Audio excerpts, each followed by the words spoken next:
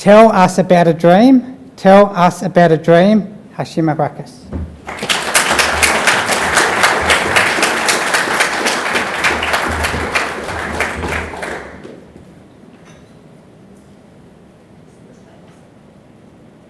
I want to be a CEO of a technology company. Thank you very much for that question, Table Topic Master. That is my dream. Let me take you a little bit back. I grew up in the southern part of India where both my parents are professors. And often my sister is there. She's called as a trophy daughter because she did her PhD just like my parents. And I'm one of that kid who's just making that bare minimum. Bare minimum in my family means I'm an engineer and have an MBA, but I don't have a PhD. So I'm yet to become that trophy daughter. But my mom, who is not there anymore, she always dreamt, Harshitha, I see a CEO in you. So I always dreamt of becoming a CEO. And also I feel myself inside that I can be an amazing CEO. Why I'll become an amazing CEO is because I have got good communication skills. What do you guys say? And I feel like I have got good empathy. I can empathize with people because I'm someone who moved from one country to another, met so many people, heard so many stories as part of Toastmasters, had made me an empathetic person. Last but not the least, I feel like I am extremely smart. No one can beat me. That's the level of confidence I have. So Toastmasters, my dream is to become a CEO of a technology company because I'm empathetic, I'm intelligent, and I feel like I've got it in me. So next time, if somebody asks you what is your dream, have you got an answer ready with you? Or are you still thinking what is your dream to be? Dreams are the ones that makes us the person who we are, that gives us a sense of direction. So my dream is to become a CEO of a technology company and to prove my mom happy. Thank you very much.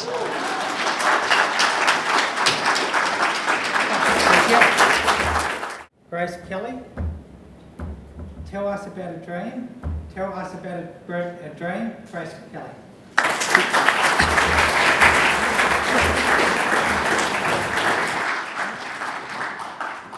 Thank you, Contest Chair.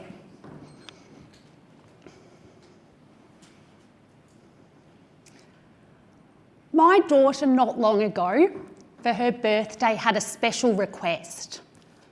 I want a dream book, she said. I want a book about dreams. That's a novel idea, I thought.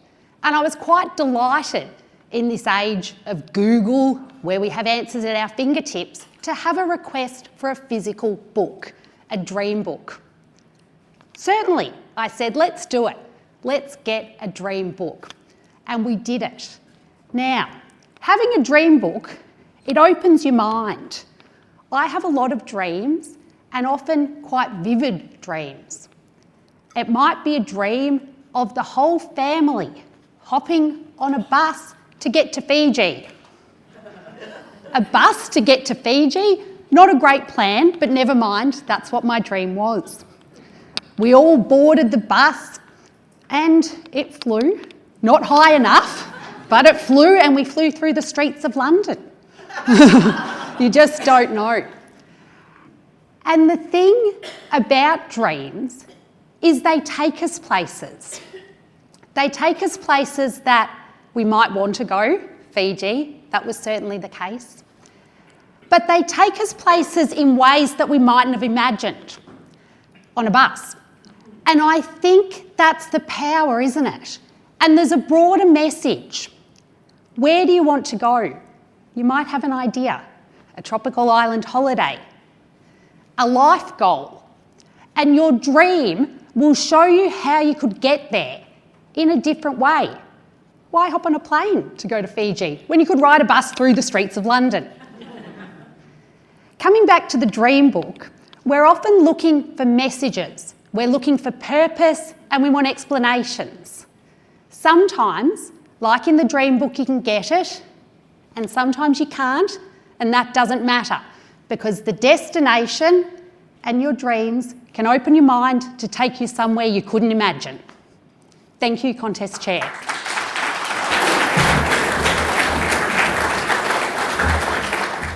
Paul Hollander, tell us about a dream. Tell us about a dream, Paul Hollander.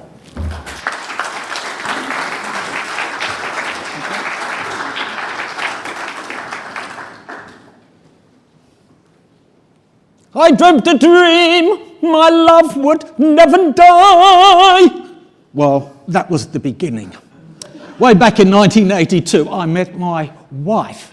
The problem there was, it was where we met. In a lunatic asylum, yes, it's true. What you would call now a psychiatric unit. You see, we were both nurses, psychiatric general nurses. And I love her so. Fast forward now to the roughly round about 19, doesn't matter, 18 years later. My wife says to me, I got something special. Don't, stop there. You've bought me an Aston Martin, haven't you? I've got something very special for you, Paul. And then 9 months later, can I have some of that, please? Can I have some of that? No, shut up, leave me alone. All right, then take it. Oh, I feel better now. I feel better. I'll just go down and check you out. I'm a nurse, you see. I looked up, oh my God, there's royalty there. Yes. There's crowning taking place. You all know what crowning is, do you? Yes. And I looked down and I said to the wife, darling, we had... Shut up with you! Oh, it's coming. And there we had a beautiful princess. And my wife afterwards just looked at me and I said, aren't we fantastic? We are incredible. You wasn't, I was. But it took a part of me, didn't it? So that was my dream. I dreamt a dream. My love would never die. And she's here after 44 years.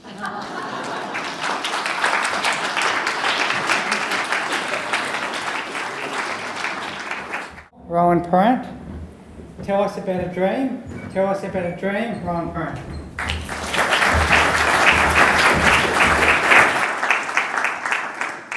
Tell us about a dream. Dreams could mean so many things. Is it the dreams that we have for the future, like our North Star or a compass? Or should I pick something more intimate that I normally wouldn't share with people? Now this one's actually a little bit scary. I'm going to run with the intimate one because I think you'll all appreciate that. Growing up, I used to have this reoccurring dream. And the dream involved me wandering down a street in the dead of night with a friend of mine. And someone was following us in this dream. And we'd carry on our conversation, we're walking, we're chatting, and we'd notice, or she would notice, that there was someone following behind. And we'd glance back and we'd see he was there. And the conversation would continue. And as this dream went on, this individual would get closer and closer and closer. And at some point, he was getting so close that she was getting quite uncomfortable. So she said, let's run a bit. So we run, we're running along. We look back, he's running now at this point. And he's coming up and he's a big guy. And in the end I said, look, you keep going forward and I'm going to see what this is all about. And he walked up. And at this time I was training and I'm like, is everything okay? I'm backing up, I'm de-escalating, conflict resolution. He wasn't having any of it. So I'm throwing things and it's one of those dreams where you're weak and nothing's working and they're just walking through it. It's ricocheting off like he's a fruit ninja. And as things are going on, eventually he's just reached out his hand on my face and I'd wake up. And this dream happened numerous times. And I always ask myself, who is this person? When will I meet him? When will he come? So far I haven't met him yet. When it happens, maybe you'll never see me again. Or maybe it'll make an excellent story next time. With dreams, what do they mean? I guess we get to give them our own meaning.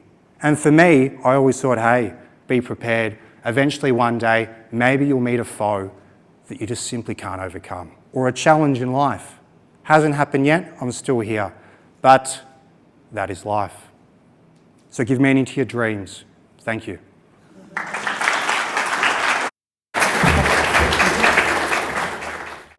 Peter Ittak.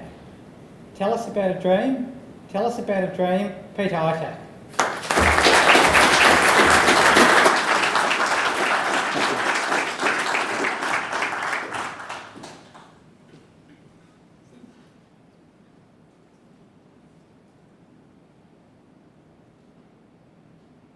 It's a war zone.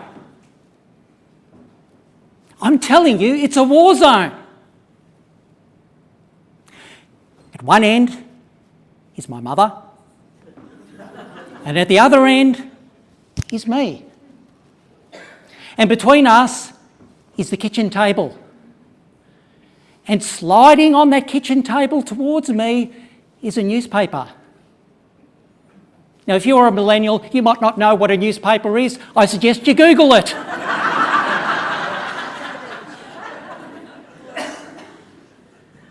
My mother says, son, you never talk. You need to do this.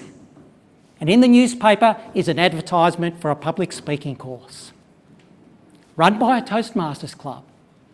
And I decided to go, not because it was my dream or public speaking, but because it was free. See, it was run especially for people that are unemployed, and I was unemployed at the time. And I did it, and I enjoyed it. And at the end of the course, there was an offer for me to join that club for free. And what did I do? I waited for a year before joining. And I joined. And that was my embarking on a public speaking.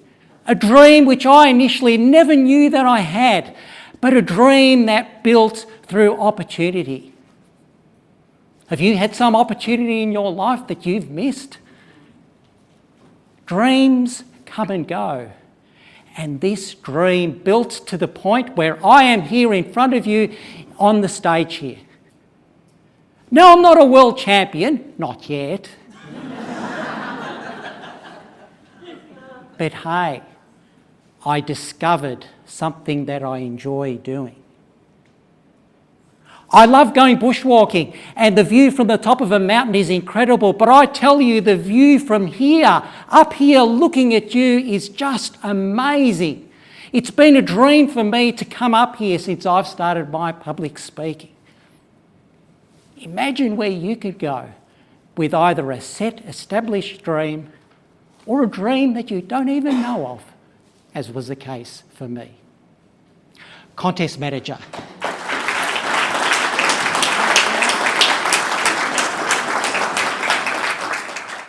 Yvonne Gluyas. Tell us about a dream. Tell us about a dream. Yvonne Gluyas.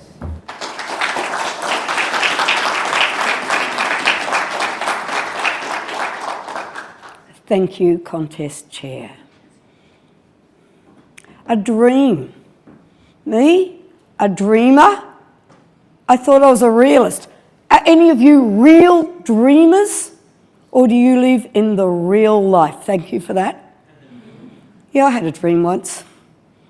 I had a dream that I was going to be a nice wife with one husband, 3 children, maybe 2, is that the right thing?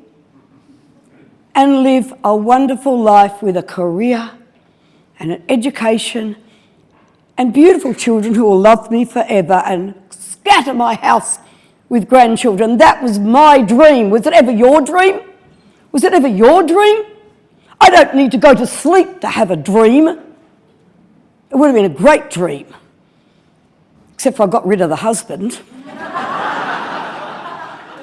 Look, when my shoes wear out, I discard them, do the same to the husband. I trade it up, kept that kid, found a younger man, had 2 children. And did my dream start there, or did it end there? Chris and I had 40 years together. That was my dream.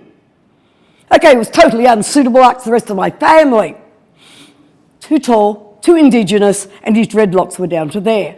Geez, he played a good didgeridoo. And our children, they're tall and very good looking.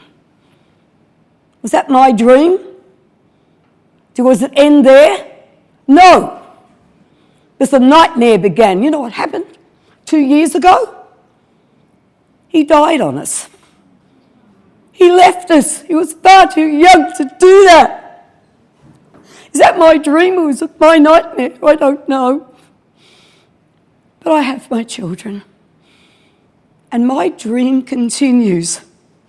Does yours? Is I have 2 beautiful twin grandchildren. They are my dream. Do I have a dream? Yes, I do. Contest chair.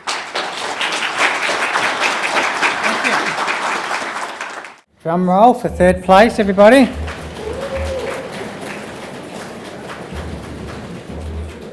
Yvonne Gluyas.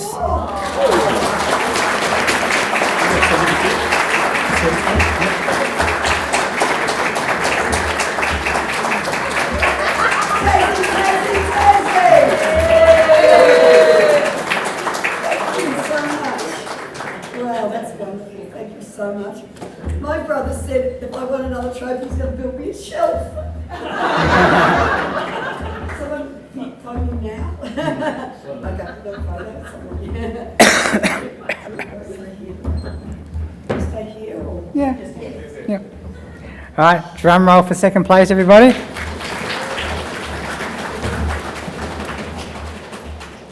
Peter Ittak.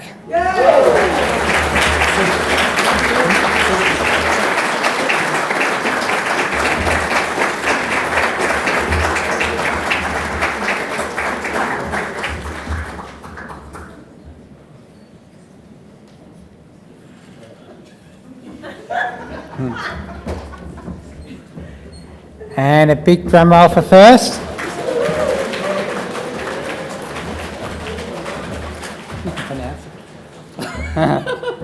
Okay, I'll help you. Oh, you could have guessed the winner. The winner is Harshitha.